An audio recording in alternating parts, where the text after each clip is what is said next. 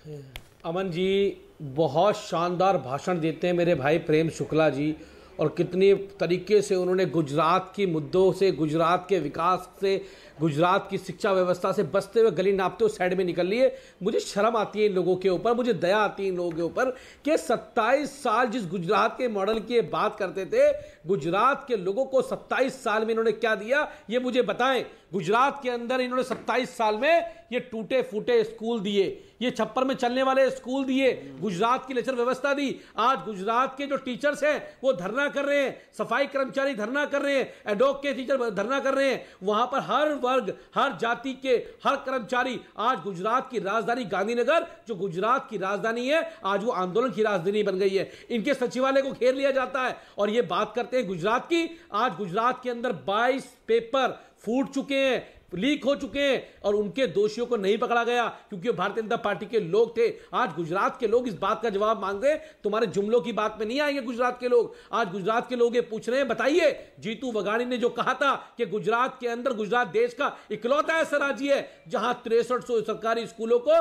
बंद कर दिया गया, जहां सरकारी शिक्षकों का अभाव है, जहां क्लासरूम नहीं बने, 30,000 से ज्यादा क्लासरूम की कमी है, जहां पर ये गुजरात के लोग जवाब चाहते हैं। प्रेम शुक्ला जी जवाब दीजिए गुजरात के लोगों को, ये इधर उधर की बात मत कीजिए। ये बताइए कि गुजरात में 27 साल में आपने क्या किया। गुजरात के अंदर भारतीय जनता पार्टी की जमीन हिल चुकी है। गुजरात के लोग अब तुम्हारे जुमलों में आने वाले नहीं है। गुजरात के लोग विकास चाहते हैं, गुजरात के लोग सस्ती बिजली चाहते हैं, गुजरात के लोग 24 घंटे बिजली चाहते हैं। अगर आप मुझे समझा दें कुलदीप भाई, अगर आप मुझे समझा दें कि आप इस निष्कर्ष पर कैसे पहुंचे कि प्रधानमंत्री नरेंद्र मोदी को आप लोगों ने मजबूर कर दिया क्लासरूम में जाने में, क्योंकि वो मैंने देखा है 2003 में शाला प्रवेशोत्सव की शुरुआत आम आदमी पार्टी शायद 2013 में बनी थी।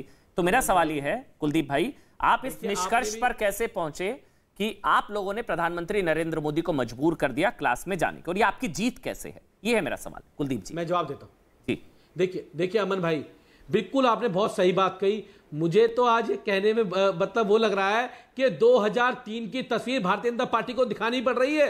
आज 2022 चल रहा है, 19 साल हो गए लगभग मुझे लगता है। अगर प्रधानमंत्री 8 साल से देश के प्रधानमंत्री हैं, अगर भाजपा के प्रवक्ता मुझे एक तस्वीर स्कूल की दिखा दे तो मैं चैलेंज करता हूं इनको आपके चैनल पे, एक तस्वीर दिखाएं मुझे 8 साल की। ये नहीं दिखा पाएंगे। आम आदमी पार्टी अरविंद केजरीवाल जी ने ये मजबूर किया कि अब इस देश के मुद्दे एजुकेशन पे बात हो, शिक्षा पे बात हो, स्वास्थ्य पे बात हो, आज जो जनता के मूलभूत सुविधाओं के मुद्दे उन पर बात हो। आम आदमी पार्टी ने ये विवश किया और मुझे खुशी है प्रधानमंत्री जी स्कूल गए, लेकिन अगर प्रधानमंत्री 27 साल पहले स्कूल चले जाते तो शायद गुजरात के हालात ठीक हो जाते, गुजरात के हालात अच्छे हो जाते, गुजरात के बच्चों को अच्छे स्कूल मिल जाते, गुजरात के बच्चे भी पढ़ के दिल्ली की तरह उनके रैंकिंग अच्छी आती, वो नीट में एडमिशन लेते, वो जेईई में एडमिशन लेते, वो मेंस के एग्जाम में पास होते। पूरी बात करने दीजिए, ठीक है? हाँ, पूरा आप कंप्लीट कर लीजिए कुलदीप भाई, हो गया? वो मैं आगे बढ़ूंगा। तो आज देश के आज गुजरात के लोगों को केजरीवाल मॉडल ऑफ गवर्नेंस चाहिए। गुजरात आज पंजाब, दिल्ली से पंजाब गया और पंजाब से गुजरात गया। अब मुझे लगता है कि जब गुजरात में सरकार बनेगी आम आदमी पार्टी की तो एक बार से गुजरात के लाखों लोगों का बिल, बिजली का बिल जीरो आएगा। ठीक बात, गुजरात वो के पॉलिटिकल आपका नैरेटिव हो सकता है, सही बात है कि माता बहनों को सम्मान राशि मिलेगी। ठीक कुलदीप जी, वो मैं मानता हूं आपका पॉलिटिकल नैरेटिव है, ये बिल्कुल सही है कि आप लोगों ने क्लासरूम को लेकर, सरकारी क्लास को लेकर, सरकारी स्कूलों को लेकर सवाल उठाए और फिर ये तस्वीर आई प्रधानमंत्री की तो आप उसको रिलेट कर रहे हैं। लेकिन सर उससे मतलब ऐसा नहीं कि 27 साल से प्रधानमंत्री स्कूल नहीं गए, ये नहीं कहना चाहिए, ये हास्यास्पद होगा, ये आप भी जानते हैं। आप देखिए तस्वीरें भरी पड़ी हैं, मैं भी कहेंगे ये हास्यास्पद होगा कि प्रधानमंत्री 27 सालों से किसी स्कूल नहीं गए। ये फिर शाला प्रवेशोत्सव, ये गुणोत्सव अभियान, कन्या केलवणी, ये सारी योजनाएं हैं सर, बहरहाल, और उसको लेकर भी कई आंकड़े हैं। ये कह सकते हैं कि आप इसको रिलेट कर सकते हैं पॉलिटिकली। हर्षवर्धन त्रिपाठी बार बार बीच में बोलना चाह रहे थे। हर्षवर्धन त्रिपाठी जी बोलिए सर आप, कि प्रधानमंत्री नरेंद्र मोदी, अच्छा ये तस्वीरें भी चल रही हैं वैसे, ये देखिए ऊपर जो 27 साल से स्कूल गए नहीं गए प्रधानमंत्री नरेंद्र मोदी जी, ये कुलदीप भाई वैसे आपके लिए ऊपर तस्वीरें हैं। बहरहाल बोलिए आप हर्षवर्धन त्रिपाठी जी। देखिए आपने बता ही दिया शाला प्रवेशोत्सव, कन्या केलवणी अभियान, और जब मैं 2007 में पहली बार गुजरात चुनाव कवर करने गया था और अभी जो 2 दिन पहले लौटा, तो गुजरात जो जाएगा तो कम से कम प्रधानमंत्री नरेंद्र मोदी के बारे में ये नहीं कहेगा कि मुख्यमंत्री रहते या प्रधानमंत्री रहते गुजरात के लिए क्या किया। अगर वो कहेंगे तो अगर ये गुजरात में देखे जा रहे होंगे कुलदीप कुमार तो लोग हंस रहे होंगे और हंसने के साथ गुस्सा बहुत आ रहा होगा, क्यों बुरा लग रहा होगा कि एक ऐसा नेता जिसने गुजरात की अस्मिता को, और जब हम गुजरात मॉडल कहते हैं तो उसको हम अलग अलग संदर्भों में देखते हैं। हिंदुत्व की प्रयोगशाला देखते हैं, हम उसको कहते हैं गुजरात का कारोबारी मॉडल क्या है, हर व्यक्ति क्यों वहीं जाता है। जब वहां एक कहावत है, कहा जाता है बैठे से बाजार भले, यानी घर बैठे उससे अच्छा बाजार में बैठ जाओ, कुछ 4 चीजें सीखोगे। तो ये सब कुछ प्रधानमंत्री मानते हैं। लेकिन जब 2001 में मुख्यमंत्री बने नरेंद्र मोदी, तो सबसे पहला अभियान उन्होंने यही बढ़ा लिया और गुजरात के गांवों में सिर्फ विद्यालय नहीं, जो लाइब्रेरी है, पुस्तकालय खोलने का काम प्रधानमंत्री नरेंद्र मोदी ने मुख्यमंत्री रहते किया। कुलदीप जी को अभी का याद नहीं है, तो मुझे लगता है ध्यान में आना चाहिए। मन की बात एक कार्यक्रम, उसमें विद्यार्थियों से वो बात करते हैं, विद्यार्थियों के लिए वो पुस्तक निकालते हैं, बाकायदा सीधे संवाद करते हैं, बाकायदा बड़े कार्यक्रम में बच्चों के साथ बात करते हैं। लेकिन ये सब जब हम कह रहे हैं, हाँ। तो गुजरात के उस मॉडल जहां लगभग हर जगह सरकारी स्कूलों में 100% एनरोलमेंट हो, इसका अभियान चला कर आए हैं। और वो जब चलाते थे तो विज्ञापन नहीं देते थे।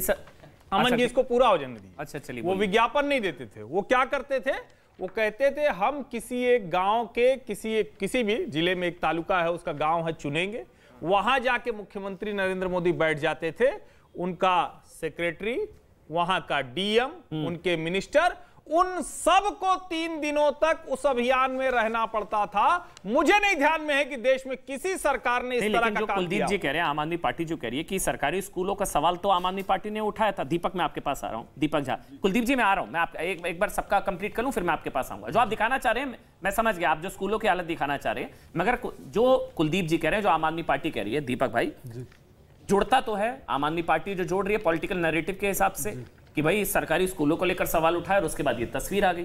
तो क्या आम आदमी पार्टी सही कह रही है? आप किसके साथ है इस पक्ष में, आम आदमी पार्टी सही या बीजेपी सही? मैं दोनों को यहाँ बेनकाब कर दूंगा अगर आप टाइम देंगे मेरे को बिना। अच्छा, बेनकाब कर देंगे, बिल्कुल। आम आदमी पार्टी दिल्ली में भ्रष्टाचार और बड़े बड़े बिजनेसमैनों का, शीला दीक्षित का, सबका नाम लेते थे, इनको जेल भेजेंगे, किसी एक का जेल भेजाओ तो आज बता दें कुलदीप जी, मैं यहाँ पे इनको नतमस्तक हो जाऊंगा, बोलूंगा आप ही सही हो। तो ये बेनकाब हो चुके हैं। ये सिर्फ झूठ और प्रोपोगेंडा और भ्रष्टाचार का नाम लेके सत्ता की मलाई खाते। आप चाहते थे कांग्रेस नेता जेल जाएं? कुछ मैं चाहता हूं, अगर मैं भ्रष्टाचारी, चाहते हैं कांग्रेस नेता जेल जाएं? भ्रष्टाचारी हैं, भ्रष्टाचारी हैं, कांग्रेस नेता भ्रष्टाचारी है क्या? इन्होंने आरोप लगाया, किसी को जेल भेजा? ठीक। तो अगर आरोप लगाए तो सिद्ध करके जेल क्यों नहीं भेजे भाई किसी को भी? आप दिन भर सुबह से लेकर शाम तक मीडिया रिपोर्ट में आते थे, प्रेस कॉन्फ्रेंस करते थे और हर दिन एक को आप भ्रष्टाचारी बताते थे। क्या किया उस पर? कुछ नहीं किया। तो ठन गोपाल निकले, 0 हो गया। अब आती है बात, प्रधानमंत्री नरेंद्र मोदी स्कूल क्लासरूम मजबूर कर दिया आपने, ठीक कह रहे हैं? मजबूर कर दिया, मान लीजिए, बेसिक बात है। कर दिया नहीं कर दिया? नहीं, मजबूर कर दिया, मान लीजिए। इनकी बात मान के लीजिए, पक्ष बताइए ना आपका क्या है। सुनिए, मैं बता रहा हूँ, आप तो ना इधर के ना उधर के, वैसे भी नहीं है। कांग्रेस का हाल देखिए ना, वॉक ओवर दे रहे हैं, आपका हाल वैसे इधर के ना उधर के। बताइए क्या जो आम आदमी पार्टी कह रही है, उन्होंने प्रधानमंत्री नरेंद्र मोदी को मजबूर कर दिया, क्या वो सही कह आया ना? झूठ है, वो झूठ है। ठीक है, इस मामले में आप पीएम मोदी के साथ है, बीजेपी के साथ है, बिल्कुल। लेकिन एक कदम अब आपको आगे बढ़ना पड़ेगा। चाचा नेहरू, कुलदीप जी भी मुस्कुरा रहे हैं, कुलदीप जी मुस्कुराएंगे नहीं तो अभी रोके भागेंगे आपके सवालों से, क्योंकि अभी मुस्कुरा रहे हैं। अच्छी बात है, आराम से बात करें।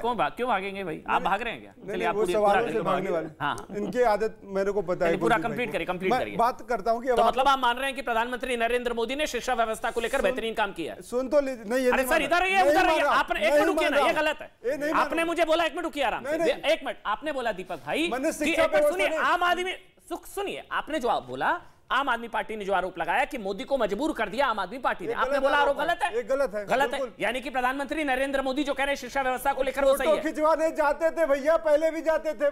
तो आम आदमी पार्टी सही है फिर? तो आप सही है फिर? नरेंद्र मोदी जी फोटो खिंचवाने का शौकीन है। तो कौन सही है, आप या मोदी जी?